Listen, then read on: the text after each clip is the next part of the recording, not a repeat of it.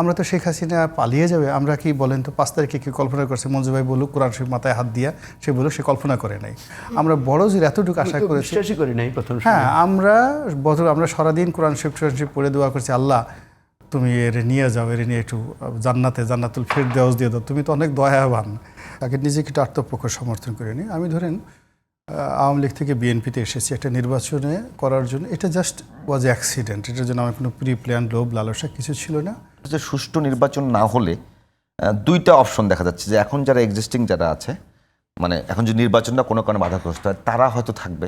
এখানে সরাসরি বলা হচ্ছে এরকম যে জামাত এই সরকারের মধ্যে খুব বেশি পাওয়ারফুল, এনসিপিকে বলা হচ্ছে কিংস পার্টি। তো আর একটা দিক আছে যে এখানে বলা হচ্ছে নির্বাচনটা যদি কোনোভাবে ভেস্তে যায় বা নির্বাচন না হয়, তাহলে তৃতীয় আর একটা শক্তি আসতে পারে।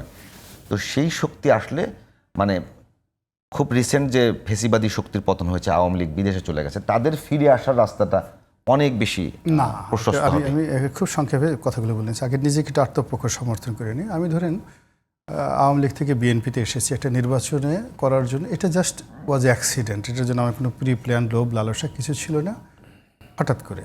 কিন্তু আমার আসলে এই যে 2014 সন থেকেই আমার যে প্রাণান্ত একটা চেষ্টা ছিল যে শেখ হাসিনার যে রেজিমটা, সেই রেজিমটার একটা পরিবর্তন হোক। তো ওইভাবেই আমি আসলে কাজ করে গেছি। তারপরে 2019 সনে আমি তারেক রহমান সাহেবকে বলছি যে ভাই আপনার সাথে আমার এটাই লাস্ট ডিল, জীবনে আর আপনার মনোনয়নও চাইবো না, নির্বাচনও করবো না। তো বলে আসলেন কেন এখানে? আমি বললাম যে আসিতে নাই তো, আপনারা আনছেনের জন্য আসছি। ফলে আমার রাজনৈতিক অভিলাষ আগেও ছিল না, এখনও নেই। নিয়তি আমাকে আমার জায়গাতে নিয়ে গেছে।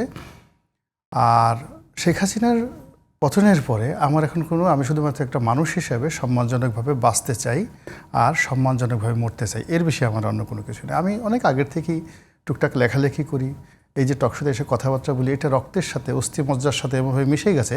সন্ধ্যা হলেই খালি শারীর চুলকাতে থাকে যে কখন কোন টেলিভিশন থেকে ডাকবে।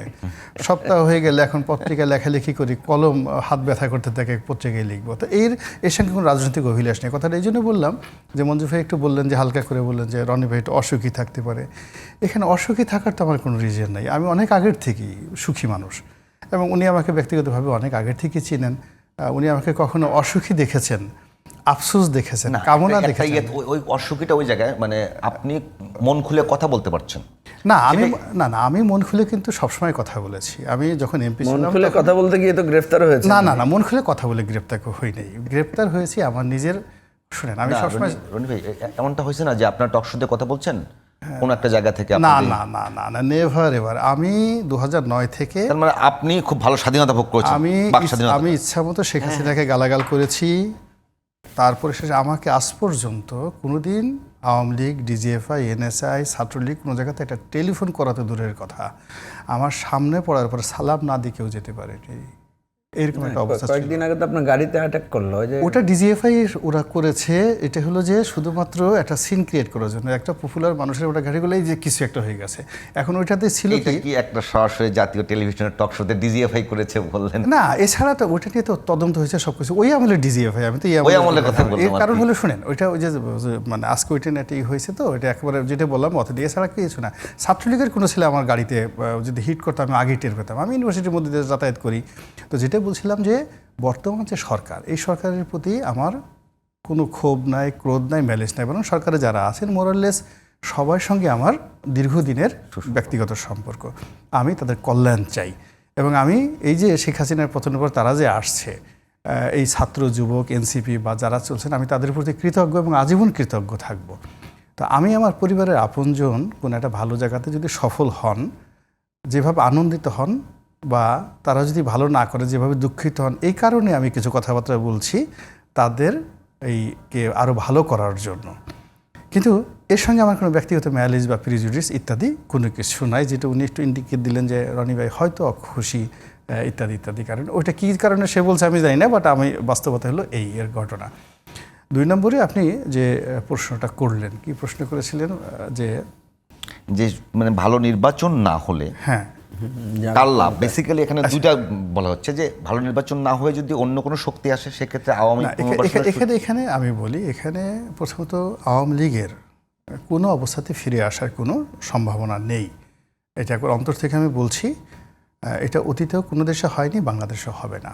এর কারণ হলো আওয়ামী লীগের দেখুন বাংলাদেশে যারা আছে ওরা মোরাল ক্যারেজ হারিয়ে ফেলেছেন সবাই।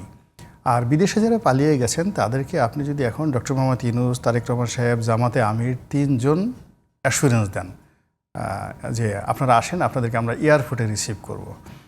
এয়ারপোর্টে রিসিভ করে আপনাদের ঘরে সোদা সদিনে বা অমুক জায়গাতে পৌঁছে দেবো, আপনারা থাকবেন, পুলিশ প্রোটেকশন দেবেন, আপনি দেখবেন কাউকে আনতে পারবেন না। This the reality. আপনি ঢাকা শহরে অনেক লোক আছে, যদি বলেন শেখ হাসিনার কাছ থেকে একটা অ্যাপ্রুভাল নিয়ে আসি, আপনাকে আওয়ামী লীগের সেক্রেটারি বানিয়ে দেওয়া হবে, শুধুমাত্র আপনি সকালে বিকেল একবার গিয়ে বঙ্গবন্ধু এভিনিউতে আওয়ামী লীগের অফিসে গিয়ে 2 মিনিট টাকাই আসবেন, আর কিছু না। এই কথা বলার সঙ্গে সঙ্গে বলবো ইউনাইটেড হাসপাতাল কোথায়, আমাকে তাড়াতাড়ি ভর্তি করো, আমি আর এই দুনিয়াতে বাঁচতে চাই না। তো এই হলো রিয়ালিটি, বুঝতে পারছেন ঘটনা। যা কিছু হন এগুলো, এখানে মূল ব্যাপারটা দেখবেন আকাশে যে ঘূর্ণিঝড় ধুমায়িত হয় কিংবা নদীতে যে ঘূর্ণিপাক হয়, আপনি এটা গভীরভাবে চিন্তা করবেন। যেমন চাঁদপুরের মোহনাতে খুব বড় বড় ঘূর্ণিপাক হয়, ঘোল পড়ে যেটাকে বলা হয়। কেন হয়? মূল কারণ হলো প্রচণ্ড স্রোতে সমুদ্রের গভীরে বা নদীর গভীরের মাটিগুলো সরে যায়। মাটির নিচে, পানির নিচে যে পানির চাপ থাকে, ফলে খুব দ্রুত ওই যেই জায়গাটা পূর্ণ হয়েছে ওই জায়গাটা অপূর্ণ করে ফেলে নিচে, কিন্তু উপরের অংশটা যেহেতু অত চাপ থাকে না, ও পূর্ণ করতে পারে না, ফলে ওই জায়গাতে একটা ঘূর্ণিপাক তৈরি হয়। বোঝার চেষ্টা করুন যে 35% লোক আওয়ামী লীগের, তারা মোরাল ক্যারেজ, সাহস হারাই ফেলেছে, এদের নেতৃত্বের অংশটা পালিয়ে আছে এবং এদের দ্বারা নিয়ন্ত্রিত যে প্রায় 60% জিডিপি, সেই 60% জিডিপি ধুক ধুক করছে। ফলে প্রাসাদের ভিতরে বাইরে বিশাল একটা শূন্যতা তৈরি হয়েছে। সেই শূন্যতার কারণে আমাদের সমাজের বিভিন্ন রন্ধ্রে রন্ধ্রে নানা রকম ঘূর্ণিপাক তৈরি হচ্ছে। এটার জন্য আওয়ামী লীগ বা কেউ দায়ী নেই। ওই ঘূর্ণিপাকটা পূর্ণ করার জন্য বা এটা অ্যাভয়েড করার জন্য যে দক্ষতা, অভিজ্ঞতা, যা কিছু দরকার, এটা আমাদের নাই। থাকবে কী করে? আমরা তো এরকম বিপদে কখনো পড়িনি, এরকম অবস্থাতে কখনো হয়নি। আমরা তো শেখ হাসিনা পালিয়ে যাবে, আমরা কি বলেন তো 5 তারিখে কি কল্পনা করছে? মঞ্জু ভাই বলুক, কোরআন শরীফ মাথায় হাত দিয়া সে বলুক, সে কল্পনা করে নাই।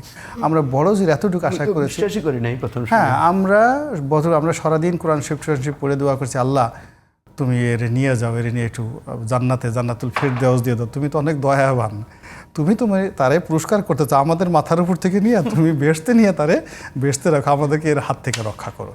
তারপরে আকাশে যখন ঠাডা পড়ে, এই ঢাকা শহরে বড় বড় ঠাডা পড়ে, আমি নিজে অবাক হয়ে দেখতাম যে আল্লাহ, ছাদের উপর ঠাডা পড়লো, এটি গণভবনের কাছাকাছি যাইতে পারে না একটু? ওখানে 1-2টা ঠাডা পড়লে না কিছু হোক, অ্যাটলিস্ট মনে একটু শান্তি মানে কোনো ইয়ে ছিল না আপনাদের, মানে এটা সব ক্ষমতা, সব আশা শেষ, একমাত্র আল্লাহর উপর আস্থা। আল্লাহর উপর ভরসা করে আমরা সেখানে বসে। রনি ভাই,